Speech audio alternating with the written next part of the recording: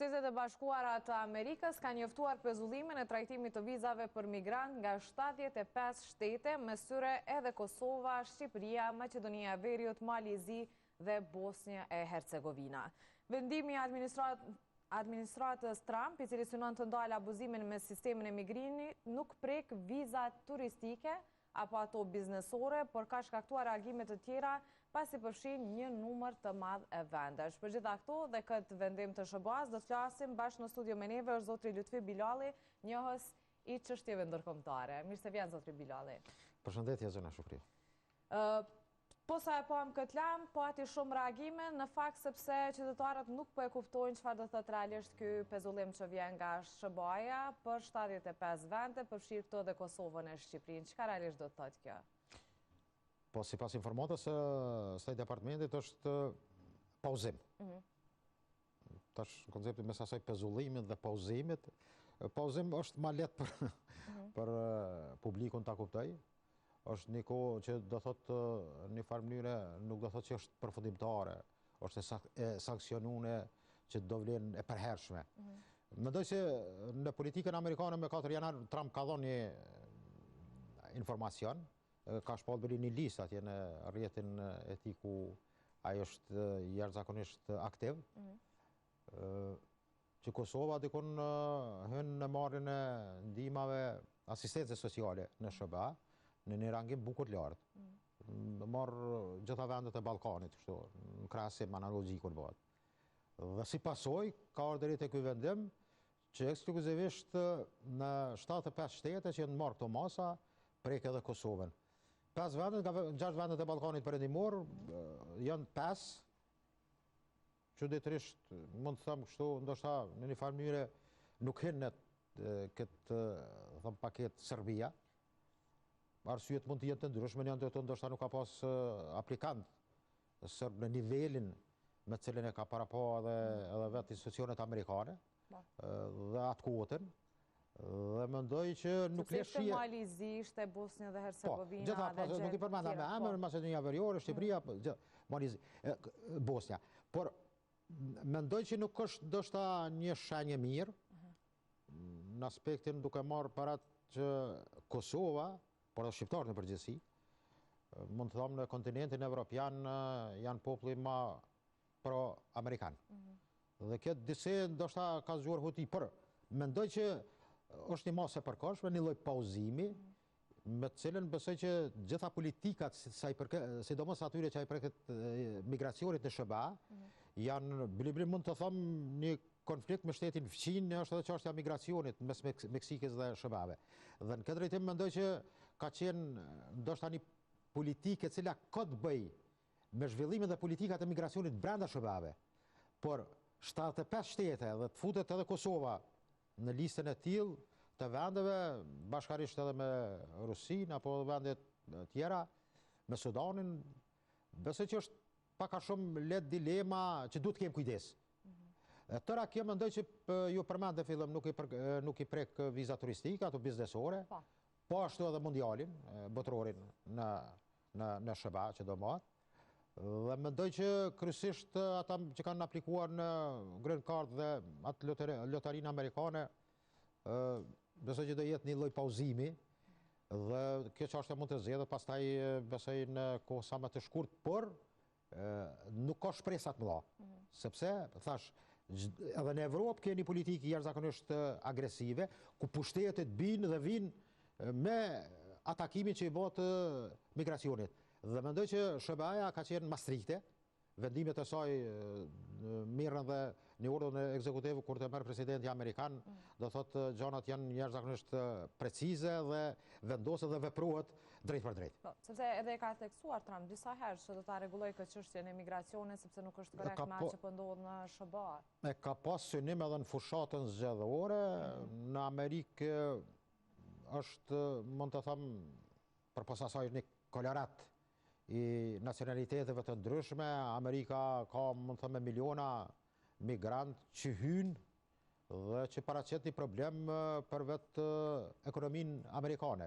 Sepse një numër i tyre, Amerika në konceptin kushtetues nuk është shtet social. Është një periudhë kur mirët dima sociale, për shembull dallimi mes shteteve evropiane, sidomos me Gjermaninë. Në Amerikë është një përkufizim tjetër që është një kohë e caktuar, e kufizuar, sa mund të trajtohen apo të përfitojnë nga asistenca sociale. Mirë po... Ka më shumë regula se sa...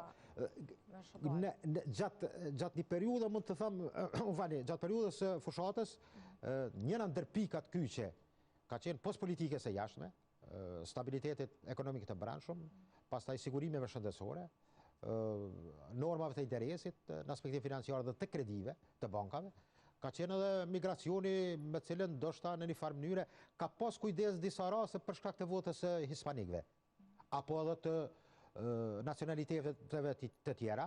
Për shembull, ke pas rastin kur në 2 shtetet e Amerikës popullata arabofolse ose migrantët arab kanë qenë votues të Trumpit. Dhe bile në këtë drejtim duket Grenelli ka luajtur bashkë me Gjidi Venci një aktivitet të madh për të përfituar votë. Mirë po, në politikën programore, Trumpi ka pas cak ndaljen dhe ndërprerjen e kësaj forme të migracionit e cila Amerika nuk mund të përballoj. Përmendet edhe këto lotarit Green Card, kemi edhe Work and Travel, që ndoshta shqiptarët shumë shpesh i kanë shfrytzuar për të shkuar edhe për të migruar në Amerika. Qëndron kjo që shqiptarët kanë pas më shumë interes që t'jetojnë atje se sa të marrin viza turistike dhe biznesore. Nga jo që kemi pa deri tash, sepse nuk e di nëse ka ndonjë statistik, por megjithatë e dim që shumë kush që e ka fituar lotarinë e ka shfrytzuar atë. Po, ajo ka qenë, mund të them, një lloj kështu modeli me cilin amerikanët kanë dashur të jenë të hapur. Jo vetëm ndaj Kosovës. Por mendoj që në këtë aspekt janë disa arsyna. Ma kryesore është lartësia gjeografike. Do thotë njerëz nuk mund të qarkullojnë si në Evropë. Nuk kem vit ose pjesën toksore, është një kontinent që do thotë lartësi e madhe. Dhe mendoj që e vetmja formë ka qenë aplikimi i këtyre formave që kanë arritur të shpallin ambasada ose përfaqësi diplomatike amerikane. Dhe në këtë drejtim Kosovë ka pas, mund të them, bile mendoj që ndoshta nuk e ka prish edhe për brenda një lloj migje, sepse edhe raca bardhë në një farë mënyrë nën kupton, por edhe në aspektin tjetër mendoj që njerëz që kanë shkuar, ka edhe njerëz që janë të profesioneve të ndryshme, të cilët kanë shkuar për të gjetur një perspektivë më të mirë, ose elitat të cilat kanë bëjë me nivelin intelektual. Edhe kjo formë ka qenë më e lehtëshme me depërtu.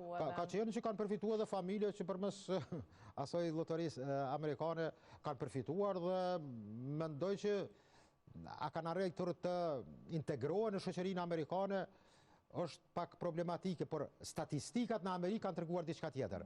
Dhe kjo nuk ka qenë e rastishme që deklarimi i Trumpit ose postimi i tij kur ka rangu Kosovën me një përqindje, mos gaboj 44%, mos të jem kështu në cifrë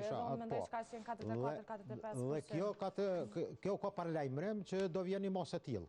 Dhe besoj që State Departmenti Amerikan në një farë mënyrë futjen e Kosovës dhe Shqipërisë në këtë listë ndoshta nuk e ka bërë për arsye që ka ndonjë element që mund të jetë anti, por është problemi që gjitha kjo politike e migracionit ka përfshirë edhe vende tjera, të cilat janë dashamirëse me Amerikën, por ka një numër bukur të madh të shteteve që nuk janë shtete dashamirëse të SBA-ve. Po kjo është çështja, pse Serbia nuk u fut në këtë listë? Ju e thatë më herët që mund të jetë që ndoshta lista e personave që kanë dashur me migru në Amerikë ka qenë më e vogël në numër, por mund të ketë arsye tjera, sepse ky ishte edhe shqetësimi kryesor më shumë se sa vendimi që është marrë nga SBA-ja.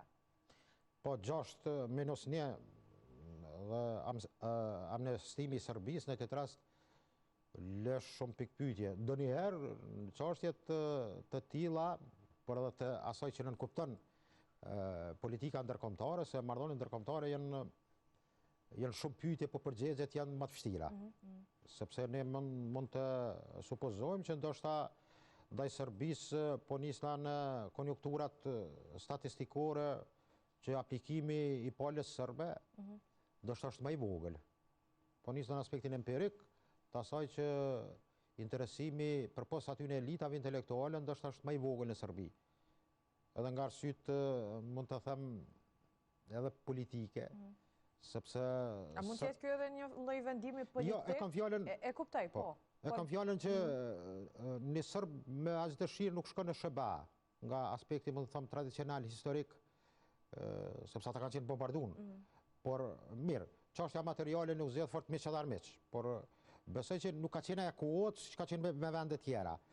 Por, pos kësaj, ekzistojnë, mund të them, ndoshta edhe efekte me të cilat kanë bojnë me atë që në geopolitike në sotshme nënkuptohet që aleatët nuk qëndrojnë çdo aleat, po apo edhe armiq. Dhe tentohet që me Serbinë jo vetëm në këtë rast, me çështjen e pezullimit të vizave, por mendoj që në përgjithësi shifet që ndaj Serbisë dëshirohet të shkohet me një politikë e cila tenton ta tërhiqë Serbinë nga proksi lindor, sidomos mos Pekin. Dhe kjo mendoj që ndoshta edhe situata brendshme në Serbi është e tillë, me cilën duhet të jepet asaj lloj bundi, qoftë studentor, një lloj shprese që Amerika në një farë mënyre dëshiron të trajtoj në aspektin e situatës së brendshme me një sy tjetër. Po nuk është kjo ekskluzive. Mendoj që më tepër janë elementet praktik, apo shifrat, apo statistikat, me cilat rangohet më ulët. Sepse interesimi, shef, shikoj edhe migrimin përgjithësi në Evropë, me sa kam lexuar, Azelkërkus, për shembull në Gjermani, apo në Francë, apo në vende skandinave, ka pas me përjashtim të Bosnjës dhe Hercegovinës, serbëve të Bosnjës dhe Hercegovinës, nga Serbia ka pas më pak. Dhe kjo tregon qartazi që ndoshta ka qenë vendim jo politik, po kryesisht në aspektin empirik dhe të statistikave, dhe që ajo që rrezikohet për brenda për ruajtjen e buxhetit amerikan. Po, do të shohim nëse nga SBA do të ketë kështu edhe një sqarim për gjithë këto pikpyetje, ose nëse do të tregojnë se cili ka qenë kriteri, me çka kanë marrë cilat. Po, shumë vende. Është shumë e rëndësishme, por e rëndësishme sot ishte zotri Bilalli që ishin në studio dhe sqaruan pak a shumë që kjo është vetëm një pezullim, është një pauzë, nuk është diçka që do të jetë e përhershme. Po se pezullimi tashti pauza më duket më e lehtë, kështu nuk kupton. Meqense kjo bëhet fjalë për 75 shtete, na nuk është shije mirë. Them drejtë, nuk është shije mirë. Besoj që politika jonë dhe qeveria në atë armë duhet punoj shumë në drejtim të raporteve dhe të komunikimit për të ruajtur atë çka është jetike për ne. Patjetër, unë ju falenderoj shumë që ishit sot në studio. Grazie.